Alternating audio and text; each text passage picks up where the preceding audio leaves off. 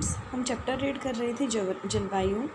तो यहाँ पर जलवायु को जो प्रभावित करने वाले कारक हैं वो हम पढ़ रहे थे। तो यहाँ हमने सबसे पहले देखा था अक्षांश, सेकंड हमने देखा था हिमालय पर्वत। ठीक है, अब जो हम देख रहे हैं वह है जल और स्थल का वितरण। भारत के दक्षिण में 3 ओर हिंद महासागर और उत्तर की ओर ऊंची व अवच्छिन्न पर्वत श्रेणी है। आपको पता है इंडिया की जो लोकेशन है उसमें 3 ओर हमें हिंद महासागर ने घेर रखा है, और ऊपर की यदि हम बात करें तो उत्तर की ओर हमारी एक पर्वत श्रृंखला है।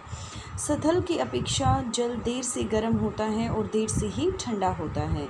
जल और स्थल के इसी विभेदी तापमान के कारण भारतीय उपमहाद्वीप में विभिन्न ऋतुओं में विभिन्न वायुदाब प्रदेश विकसित हो जाते हैं। देखिए विभिन्नताएं किस तरीके से हैं। जो हमारा स्थल एरिया है, ठीक है, स्थल एरिया हमारा 3 तरफ से नीचे की तरफ साउथ में जल से घिरा हुआ है। आपको पता है जल जल जो है वो ज़्यादा देर में गर्म होता है, लेकिन फिर वहीं उसका विपरीत प्रोसेस है कि वो ठंडा भी ज़्यादा देर में होता है। ठीक है, तो यहाँ से देखिए जल और स्थल के इस विभेदी तापमान के कारण भारतीय उपमहाद्वीप में विभिन्न ऋतुओं में विभिन्न वायुदाब प्रदेश विकसित होते हैं। वायुदाब में भिन्नता मानसून पवनों के उत्क्रमण का कारण बनती है। वायुदाब में जो भिन्नता है, जो एटमॉस्फेरिक हमारा प्रेशर है, ठीक है, उसमें भिन्नता के कारण ही जो मानसून पवनों के उत्क्रमण का कारण बनती हैं, मतलब उसी से वह उत्पन्न होती हैं।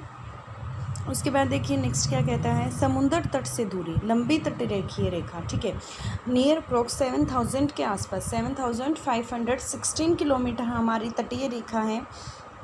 तो लंबी तटीय रेखा के कारण भारत के विस्तृत तटीय प्रदेशों में समकारी जलवायु पाई जाती है। भारत के अंदरूनी भाग समुद्र के समकारी प्रभाव से वंचित रह जाते हैं। देखिए समकारी जलवायु तटीय क्षेत्र में पाई जाती है।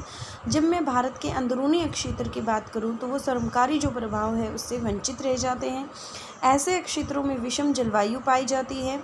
यही कारण है कि मुंबई तथा कोंकण तट के निवासी तापमान की विषमता और ऋतु परिवर्तन का अनुभव नहीं कर पाते हैं। यही कारण क्या है, जो मुंबई है, कोंकण तट की यदि मैं बात करूं, जो गोवा वाला ये वाला रीजन है, तो यहाँ पर जो ऋतु परिवर्तन में जो भी विषमता आती है वहाँ के लोग उसका अनुभव नहीं कर पाते हैं। दूसरी ओर समुद्र तट से दूर देश के आंतरिक भागों में स्थित है, दिल्ली है, कानपुर है, अमृतसर है, में मौसमी परिवर्तन पूरे जीवन को प्रभावित करता है। ये हमारे इंटरनल मतलब जो आंतरिक क्षेत्र है उनके बारे में दिया गया है। तो वहाँ पर हम ऋतु परिवर्तन का आसानी से एहसास कर सकते हैं। पूरे जीवन ये हमारी मतलब ऑल लाइफ को अफेक्ट करते हैं। तो फिर उसके बाद देखिए क्या दे रखा है, समुद्र तल से ऊंचाई के साथ तापमान घटता है। ठीक है, जितनी हाइट पर आप जाएंगे उतना तापमान डिक्रीज होगा। ठीक है, लेकिन एक लेवल पर जाकर जब हम अपने इस शॉप मंडल को कवर कर लेते हैं तो उसके बाद जब ऊपर की तरफ जाएंगे तो टेम्परेचर इंक्रीज भी होने लग जाता है। विरल वायु के कारण जो पर्वतीय प्रदेशों में मैदानों की तुलना में अधिक ठंडे होते हैं। विरल वायु जो है उसके कारण जो पर्वतीय प्रदेश है मैदानों की तुलना में अधिक ठंडे होते हैं। उदाहरण था आगरा और दार्जिलिंग एक ही अक्षांश पर स्थित है। आगरा की बात करूँ बेटा यूपी में स्थित है। Darjeeling is situated in Sikkim में स्थित है ये। तो ये दोनों एक ही अक्षांश पर स्थित है, मतलब ये लैटिट्यूड की यदि मैं बात कर रही हूँ तो एक ही लैटिट्यूड पर दोनों अवस्थित हैं। किंतु जनवरी में आगरा का तापमान 16 डिग्री सेल्सियस होता है, जबकि दार्जिलिंग का यह तापमान 4 डिग्री सेल्सियस होता है। तो ये डिफरेंस किसकी वजह से है, यहाँ यदि मैं सिक्किम की बात करूँ तो सिक्किम में जो मतलब टेम्परेचर है, ठीक है, वो काफ़ी कम है एज़ कम्पेयर टू आगरा। ठीक है, हालांकि दोनों एक ही लैटिट्यूड पर स्थित है। तो उसका रीज़न क्या है, देखिए जितना हम ऊपर लैटिट्यूड की तरफ जाते हैं तो टेम्परेचर वैसे भी डिक्रीज़ होता है, लेकिन यहाँ पर एग्जैक्टली क्या रीज़न है कि दोनों के दोनों एक ही लैटिट्यूड के ऊपर स्थित है, उसके बावजूद भी यहाँ पर टेम्परेचर में डिफरेंस है। तो यहाँ पर जो डिफरेंस है वो समुद्र तल की ऊंचाई के कारण है। समुद्र तल से जो दार्जिलिंग क्षेत्र है उसकी ऊंचाई ज़्यादा है, और जितनी अधिक ऊंचाई पर हम जाते हैं तो टेम्परेचर जो है वह डिक्रीज़ हो जाता है। इसलिए यहाँ पर आगरा में 16 डिग्री सेल्सियस और सिक्किम जो दार्जिलिंग जगह है वहाँ पर 4 डिग्री सेल्सियस दिखाया गया है। इसी वजह से यह डिफरेंस है। फिर उसके बाद उच्चावच देख लेते हैं। भारत का भौतिक स्वरूप उच्चावच तापमान, वायुदाब पवनों की गति एवं दिशा एवं ढाल की मात्रा और वितरण को प्रभावित करता है। उदाहरणतः जून और जुलाई के बीच पश्चिमी घाट तथा असम की पवन विमुखी ढाल अधिक वर्षा प्राप्त करते हैं। देखिए जून और जुलाई का जो महीना है वहाँ पर मतलब पश्चिमी घाट की यदि मैं बात करूँ तो वहाँ पर ज़्यादा बरसात होती है और अधिक वर्षा जो असम का क्षेत्र है वहाँ पर भी, जबकि इसके दौरान पश्चिमी घाट के स्थित लगा दक्षिणी जो पठार है पवनमुखी स्थिति के कारण कम वर्षा प्राप्त करता है। ठीक है, यहाँ पर कम वर्षा होती है, पश्चिमी घाट वाले एरिया में ज़्यादा वर्षा होती है। अब यहाँ वायु दाब एवं पवनों से जुड़े कारकों से संबंधित पढ़ लेते हैं। ठीक है, प्रेशर जो क्रिएट होता है, पवन जो क्रिएट होने लग रही हैं, तो उनसे जुड़े जो कारक हैं वो देख लेते हैं कौन कौन से कारक हैं। यहाँ पर हमें 3 कारकों के बारे में बताया गया है। इन 3 कारकों को हम डिटेल में स्टडी करेंगे। ठीक है, पहले हम देख लेते हैं ये कौन कौन से कारक हैं। तो देखिए भारत की जो स्थानीय जलवायु है उसमें पाई जाने वाली विविधता को समझने के लिए जो उसमें डाइवर्सिटी है, अलग जगह पे अलग अलग है, टेम्परेचर में जो एक ही टाइम पे डिफरेंसेस हैं, उनको समझने के लिए हमें इन 3 कारकों की जो क्रिया अवधि है इसको भी जानना आवश्यक है। वायुदाब एवं पवनों का धरातल पर वितरण, किस तरीके से इनका डिस्ट्रीब्यूशन हुआ है। भूमंडलीय मौसम को नियंत्रित करने वाले कारक कौन कौन से, वायु सहतियाँ, जेट प्रवाह तथा अंतर्वाह द्वारा उत्पन्न ऊपरी वायु संचरण। 3rd पॉइंट कौन सा है, शीतकाल में पश्चिमी विक्षोभों तथा दक्षिणी पश्चिमी मानसून काल में उष्णकटिबंधीय अवदाबों के भारत में अंतर्वहन के कारण उत्पन्न जो वर्षा होती है। देखिए डिटेल में पढ़ेंगे तब आपको ये क्लियर हो जाएगा कि ये पॉइंट्स क्या दे रखे हैं आपको। सबसे पहले हम यहाँ बात करते हैं, हम बात करेंगे यहाँ पर शीत ऋतु में मौसम की क्रियाविधि क्या होती है। धरातलीय वायुदाब तथा पवनों के बारे में देख लेते हैं। ये हम शीत ऋतु के बारे में पढ़ रहे हैं। ठीक है, तो उस टाइम पे जो धरातलीय वायुदाब है और पवनी है वो किस तरीके से कैसी है वो देखेंगे हम यहाँ पर। ऋतु में भारत का मौसम मध्य एवं पश्चिमी एशिया में वायुदाब के वितरण से प्रभावित होता है। यदि शीत ऋतु की बात करूं तो जो भारत का मौसम है वो किससे प्रभावित होता है, जो एशिया कंटिनेंट में ही हम हैं, तो एशिया कंटिनेंट में जो मध्य तथा पश्चिमी एशिया में वायुदाब का जो डिस्ट्रीब्यूशन है उससे यह प्रभावित होता है। इस समय हिमालय के उत्तर में तिब्बत पर उच्च वायुदाब केंद्र स्थापित होता है। इस टाइम पे यदि मैं बात करूँ तो जो हिमालय है, ठीक है, हिमालय के उत्तर में आपको पता है ऊपर की तरफ क्या है, तिब्बत ही है जो अधिकृत किया गया है चाइना के द्वारा, तो वहाँ पर उच्च वायुदाब केंद्र स्थापित हो जाता है। इस उच्च वायुदाब केंद्र के दक्षिण में, इसी केंद्र के यदि दक्षिण की बात करें तो भारतीय उपमहाद्वीप की ओर निम्न स्तर पर धरातल के साथ पवनों का प्रवाह आरंभ हो जाता है। निम्न स्तर पर यदि भारतीय उपमहाद्वीप की बात करूँ तो धरातल के साथ पवनों का प्रारंभ हो जाता है।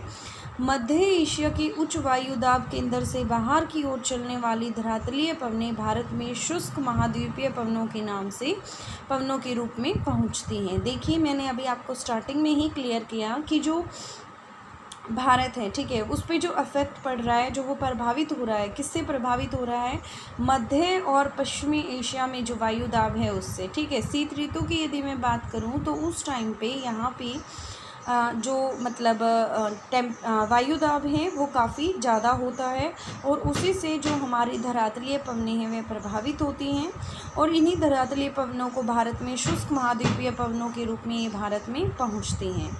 ये महाद्वीप पवनें उत्तर पश्चिमी भारत में व्यापारिक पवनों के संपर्क में आती हैं। ये देखिए जो महाद्वीपीय पवनें आई हैं जिन्हें शुष्क महाद्वीपीय पवनें कहा गया है या इनके रूप में ये भारत में पहुंचते हैं, तो ये जो महाद्वीपीय पवनें हैं ये उत्तर पश्चिमी भारत में व्यापारिक पवनों के संपर्क में आ जाती है। ठीक है, उत्तर पश्चिमी जो राजस्थान वाला रीजन है, लेकिन इस संपर्क क्षेत्र की स्थिति स्थायी नहीं है। कई बार तो इसकी स्थिति खिसक कर पूर्व में मध्य देखिए जो इसने उत्तर पश्चिमी व्यापारिक पवनों के संपर्क में आ जाती है, तो ये जो संपर्क है, ये जो संपर्क की जो स्थिति है, जो मैंने राजस्थान वगैरह का एरिया बताया, उत्तर पश्चिमी हमारा यही एरिया है। तो जब मैं इस एरिया की बात करती हूँ तो ये जो संपर्क वहाँ पर बना रहा है यह कोई स्थायी नहीं है। कई बार तो इसकी जो स्थिति है वो खिसक कर कहाँ आ जाती है, जो पूर्व में हमारी मध्य घाटी है, जैसे कि यूपी और बिहार में के बीच के ऊपर पहुँच जाती है। परिणाम स्वरूप मध्य गंगा घाटी तक संपूर्ण उत्तर पश्चिमी तथा उत्तर भारत इन शुष्क उत्तर पश्चिमी पवनों के प्रभाव में आ जाता है। इस तरीके से हम कह सकते हैं रिजल्ट्स हमारे पास इसके क्या आएंगे कि जो हमारी मध्य गंगा घाटी है या जो हमारा उत्तर पश्चिमी या उत्तरी भारत की मैं बात करूँ तो ये जो शुष्क पवनें हैं ये उत्तर पश्चिमी एरिया को क्या कर देती हैं, प्रभावित कर देते हैं। अभी हमने क्या पढ़ा, धरातलीय वायुदाब या पवनें हमारी किससे प्रभावित होती हैं ये आप यहाँ पर क्लियर कर चुके हैं। ठीक है, अब हम जो पढ़ने जा रहे हैं वह क्या है, जेट प्रवाह और ऊपरी वायु परिसंचरण। जेट प्रवाह देख लेते हैं। जिन पवनों का ऊपर वर्णन किया गया है वे धरातल के निकट या वायुमंडल की निचली सतहों में चलती हैं। देखिए, जिन जेट पवनों का यहाँ वर्णन किया गया है, ऊपर वर्णन किया था, ये धरातल के निकट होती हैं या वायुमंडल की जो निचली सतह है, मतलब ज़्यादा हाइट पर नहीं होती हैं, कम हाइट पर होती हैं। निचले वायुमंडल के सौभ मंडल पर धरातल में लगभग 3 किलोमीटर ऊपर बिल्कुल भिन्न प्रकार का वायु संचरण होता है। देखिए, सौभ मंडल वह मंडल है, वह सरफेस है जिस पर हम रहते हैं। ठीक है, इसे सौभ मंडल कहा गया है। तो सौभ मंडल का जो 3 किलोमीटर का एरिया है ये पवनें वहीं तक संचरण करती हैं। यदि सौभ मंडल से 3 किलोमीटर के ऊपर के एरिया में हम जाते हैं तो वहाँ की स्थिति, जो वहाँ की सिचुएशन है वो काफ़ी डिफरेंट है। ऊपरी वायु संचरण के निर्माण में पृथ्वी के धरातल के निकट वायुमंडलीय दाब की भिन्नताओं की कोई भूमिका नहीं होती है। ये कहता है यदि ऊपरी वायु संचरण के निर्माण की यदि मैं बात करती हूँ तो यहाँ पर संचरण में निर्माण की बात करती हूँ तो जो पृथ्वी के धरातल के निकट का वायुमंडलीय दाब में जो भी भिन्नताएं होती हैं उनकी कोई भूमिका नहीं होती है, कोई इम्पोर्टेंस नहीं होती है। 9 से 13 किलोमीटर की ऊंचाई पर समस्त मध्य एवं पश्चिमी एशिया पश्चिम से पूर्व बहने वाली पछुआ पवनों को प्रभाव अधीन होता है। देखिए, जो 9 से 13 किलोमीटर की जो हाइट होगी, ठीक है, उसमें जो हमारा मध्य एशिया होगा या पश्चिमी एशिया होगा तो वहाँ पर पश्चिम से पूर्व, ठीक है, western region to eastern region में मतलब ये बहते हैं, जिन्हें हम जनरली किस नाम से, मतलब पछुआ पवनों के नाम से जानते हैं और पछुआ पवनें इसे प्रभाव अधीन करती हैं। वे पवनें तिब्बत के पठार के समांतर, तिब्बत का जो भी पठार दे रखा है तो उसके समांतर हिमालय के उत्तर में एशिया महाद्वीप पर चली जाती हैं। ये पवनें कहाँ जाएंगी, तिब्बत के पठार के समांतर और हिमालय के उत्तर में एशिया महाद्वीप पर चलती हैं। इन्हें क्या कहा जाता है, जेट प्रवाह कहा जाता है। तो ये क्वेश्चन एक आपके सामने है कि जेट प्रवाह किसे कहा जाता है, जो तिब्बत पठार के समांतर हिमालय के उत्तर में एशिया महाद्वीप पर चलती हैं उसे क्या कहा जाता है, जेट प्रवाह कहा जाता है। तिब्बत उच्च भूमि इन जेट प्रवाह के मार्ग में अवरोधक का काम करती हैं, जिसके परिणाम स्वरूप जेट प्रवाह 2 भागों में बंट जाता है।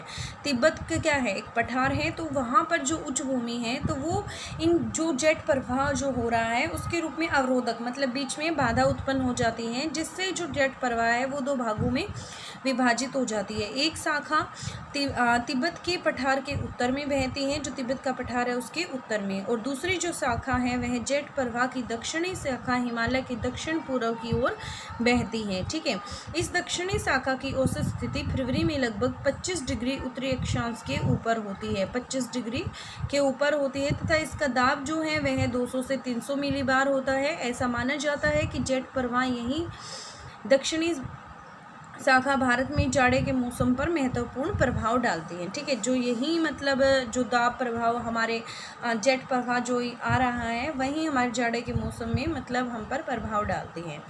अब बात करते हैं यहाँ पर पश्चिमी चक्रवातीय विक्षोभ तथा उष्णकटिबंधीय चक्रवात की। देखिए, जो पश्चिमी विक्षोभ है, जो पश्चिमी अक्षेत्र से जो पवनें आ रही हैं, जो भारतीय उपमहाद्वीप में जाड़े के मौसम में पश्चिम तथा उत्तर पश्चिम से प्रवेश करती हैं। जब जाड़े का मौसम होता है तो उस टाइम पे ये कहाँ से प्रवेश करती हैं, पश्चिम तथा उत्तर पश्चिम से भूमध्य सागर पर उत्पन्न होते हैं, तथा भारत में इनका प्रवेश पश्चिमी जेट प्रवाह द्वारा होता है। इनका ओरिजिन प्लेस क्या है, भूमध्य सागर है, और इनका जो आगमन जहाँ से प्रवेश होता है वो पश्चिमी जेट प्रवाह द्वारा होता है। शीतकाल में रात्रि के तापमान में वृद्धि इन विक्षोभों के आने पर पूर्व संकेत माना जाता है। शीतकाल में यदि रात्रि में तापमान इंक्रीज हो गया है तो उसका मतलब यही माना जाता है कि जो पश्चिमी जेट प्रवाह है उन्होंने भारत में स्थान ले लिया है। उष्णकटिबंधीय चक्रवात बंगाल की खाड़ी तथा हिंद महासागर में उत्पन्न होते हैं। जो उष्णकटिबंधीय चक्रवात हैं वो कहाँ उत्पन्न होते हैं? वो बंगाल की खाड़ी में तथा हिंद महासागर से उत्पन्न होते हैं। इन उष्णकटिबंधीय चक्रवात से तेज गति की हवाएं चलती हैं। जो उष्णीय कटिबंधीय चक्रवात जो आते हैं इनसे तेज गति की हवाएं चलती हैं और भारी वर्षा होती है।